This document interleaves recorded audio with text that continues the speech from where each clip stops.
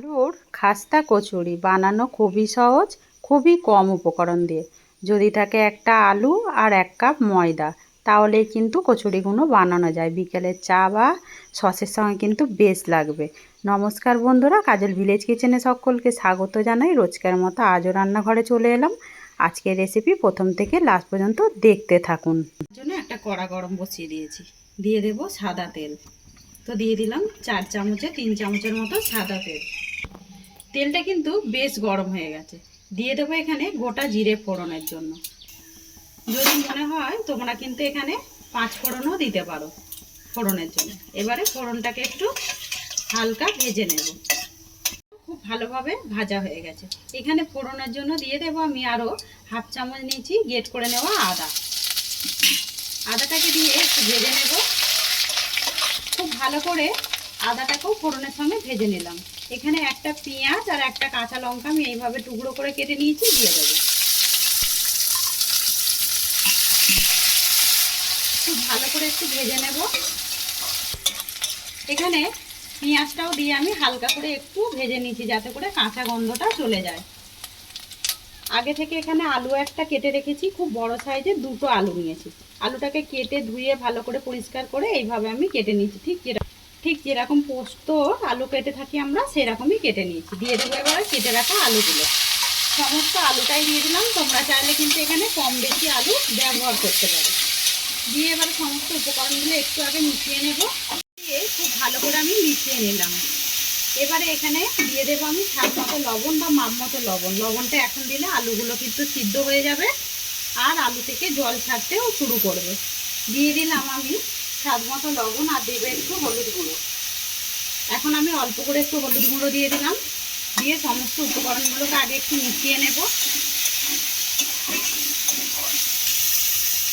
সমস্ত উপকরণগুলো খুব ভালো করে আলুর সঙ্গে মিশিয়ে নিলাম। 1 মিনিটের জন্য দিয়ে দেবো ঢাকা।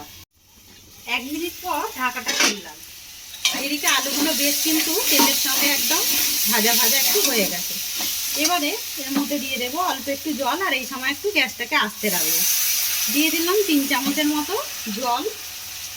দিয়ে দেবো মাপ মতো হলুদ গুঁড়ো, দেবো একটু টেস্টের জন্য জিরে গুঁড়ো, আর দেবো ঝালের জন্য লঙ্কার গুঁড়ো। সমস্ত উপকরণগুলোকে মিশিয়ে নেব। আর এই সময় গ্যাসটাকে আস্তে রেখে দেবো। আস্তে রেখেই খুব ভালো করে পুরটাকে রেডি করে নেব। সমস্ত উপকরণগুলো বা মশলাগুলো দিয়ে মিশিয়ে নিলাম। এবারে আমি এটাকে ঢাকা দিয়ে দেব, দিয়ে একটু রান্না হতে দেব। এটা মেখে নেব। তার জন্য আমি এখানে 2 বাটি ময়দা নিয়ে নেব। তো এখানে 1 বাটি নিয়েছি, এখানে আরও 1 বাটি দিয়ে দিলাম। মোট আমি 2 বাটি ময়দা নিয়েছি। তোমরা চাইলে এখানে কম বেশি ব্যবহার করতে পারো। ময়দার মধ্যে দিয়ে দেবো স্বাদ মতো লবণ বা মাপ মতো লবণ, বলতে পারো ময়মের জন্যই দিয়ে দিচ্ছি। এবারে দেবো এখানে হাফ চামচের মতো চিনি গুঁড়ো। তো আমি এখানে চিনি গুঁড়ো ব্যবহার করছি। তোমরা চাইলে এখানে এমনি গোটা চিনি দিয়ে একটু মেখে রেখে দিলেও কিন্তু হবে। এবারে দেবো তেল, সাদা তেল দেবো 2 চামচের মতো। দিয়ে দিলাম। 3টে উপকরণ দিয়ে খুব ভালো করে একটু মিশিয়ে নেব। সমস্ত উপকরণগুলোকে খুব ময়দার সঙ্গে খুব ভালো করে একটু সময় ধরে মিশিয়ে নিলাম। এবারে এখানে অল্প অল্প করে জল দেব। ঠান্ডা জলই নিয়েছি, অল্প অল্প করে দেব। আর যেরকম ঠিক আমরা লুচি বা পরোটা বেলে থাকি, সেরকমই একটা পুর রেডি করে নেব, মানে মেখে নেব, ডো রেডি করে নেব ভাবে। আর এইভাবে একটু সফট করে বা নরম নরম করে মাখিয়ে নিলাম ময়দাটা। এবারে এটা এখন রেখে দেব। অপরদিকে ফাঁকে ফাঁকে আমি একবার পুরটাকে নেড়ে দিয়েছিলাম। একদম সিদ্ধ হয়ে গেছে। আর কতটা সুন্দর দেখতে হয়েছে দেখুন। খেতে কিন্তু আরও বেশি দারুণ লাগে। এইভাবে একবার আলুর কচুরি করে দেখবেন। আলুর তো অনেক রকম টিফিন করে খেয়েছেন, এইভাবে একবার করে দেখবেন, খেতে কিন্তু ভীষণই দারুণ লাগে। নামানোর আগে আমি এবারে দিয়ে দেবো ওর মধ্যে একটু ভাজা মশলা, জিরে, গরম মশলা আর শুকনো লঙ্কা, তেজপাতা গুঁড়ানো দিয়ে দিলাম ছোটো চামচের 1 চামচ। আর দেবো একটু ধনেপাতা কুচানো। এতে করে কিন্তু পুরের টেস্টটা দ্বিগুণ বেড়ে যাবে। সমস্ত উপকরণগুলো দিয়ে মিশিয়ে নিলাম। এবার আমি নামিয়ে নেব। পুরটা একেবারে রেডি হয়ে গেছে। এবার একটা প্লেটের মধ্যে নামিয়ে নেব। আর এই সময় কিন্তু একটু লবণটা চেক করে নেবেন। পুরটা ঠান্ডা হয়ে যাবে। এইদিকে আমি ময়দার লেচিগুলোকে কেটে নেব। তো যেরকম ঠিক আমরা লুচি করে থাকি সেরকমই লেচি কেটে নিতে হবে। লেচিগুলোকেই গোল করে নিয়ে একেবারে ফিরে এলাম। আর এদিকে একটা চাকি বেলনার মধ্যে একটু তেল মাখিয়ে নিয়েছি। এবারে একটা লেচিকে দিয়ে একটু লুচির মতো করে বেলে নেব। খুব বেশি বড় করে বেলার দরকার নেই, একটু ছোট্ট করেই বেলে নেব। এবারে যেই পুরটা রেডি করেছিলাম বেশ কিন্তু ঠান্ডা হয়ে গেছে। এখান থেকে আমি একদম ভরে দিয়ে দেবো এর মধ্যে পুর। একটু বেশি করেই দেবো, এতে করে কিন্তু টিফিনগুলো খেতে দারুণ লাগবে। আর এই টিফিনগুলো খেতে কিন্তু কোনো রকম তরকারির প্রয়োজন পড়বে না, একদম চায়ের সঙ্গে বা টমেটো কেচাপের সঙ্গে কিন্তু খেয়ে নিতে পারবে। এবারে এই মুখটাকে এঁটে দেবো খুব ভালো করে। আটার পরে এইভাবে রেখে একটু হাত দিয়ে এইভাবে প্রেস করলেই কিন্তু একটা টিফিন রেডি হয়ে যায়। কতটা সুন্দর দেখতে হয়েছে দেখুন।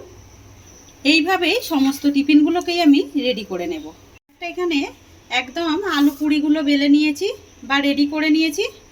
এদিকে সাদা তেল গরম হতে বসিয়ে দিয়েছি। তেলটা কিন্তু বেশ গরম হয়ে গেছে। একদম খুব বেশি গরম করব না, একদম একটু ঠান্ডাও থাকবে আবার গরমও থাকবে না, সেইভাবেই কিন্তু তেলটাকে গরম করে নিতে হবে। না হলে কিন্তু পুরিগুলো দেবার সঙ্গে সঙ্গেই একদম পুড়ে যাবে, মানে কালার এসে যাবে। এইভাবে আমি হালকা আঁচেই দিয়ে দেবো কয়েকটা পুরি। আর একটু বেশি তেলের মধ্যেই দিচ্ছি, তাতে করে কিন্তু অনেকগুলোই ভাজা হয়ে যায়। এইদিকে যখনই একটু মানে হয়ে আসবে তখনই ওপর থেকে একটু এই গরম তেল তুলে দিয়ে দেব। এতে করে ওপরটাও কিন্তু বেশ মুচমুচে হবে। এবার আমি এইগুলোকে উল্টে দেব।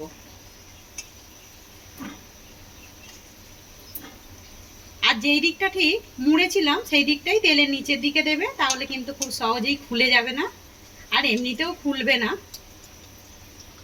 সুন্দর রং আসা পর্যন্ত আমি এগুলোকে উল্টে পাল্টে ভেজে নিলাম। আর কতটা ফুলকো ফুলকো হয়েছে সেটা কিন্তু দেখতেই পাচ্ছেন। এইগুলো যেমনই খাস্তা হয় তেমনই কিন্তু একদম মুচমুচে হয়। এবারে তেল ছেঁকে আমি একটা প্লেটের মধ্যে তুলে নেব। সমস্ত কচুরিগুলোকেই তুলে নেব। তো কচুরিগুলোই তুলে নিলাম। এবারে যেগুলোকে আমি রেডি করে রেখেছি এইগুলোকেও একে একে আমি তেলের মধ্যে দিয়ে দেব।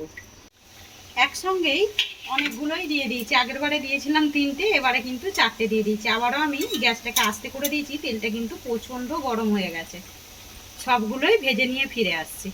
তো কচুরিগুলোকেই ভেজে নিয়ে ফিরে এলাম। আর কতটা মুচমুচে আর কতটা টেস্টি হয়েছে সেটা কিন্তু দেখতেই পাচ্ছেন।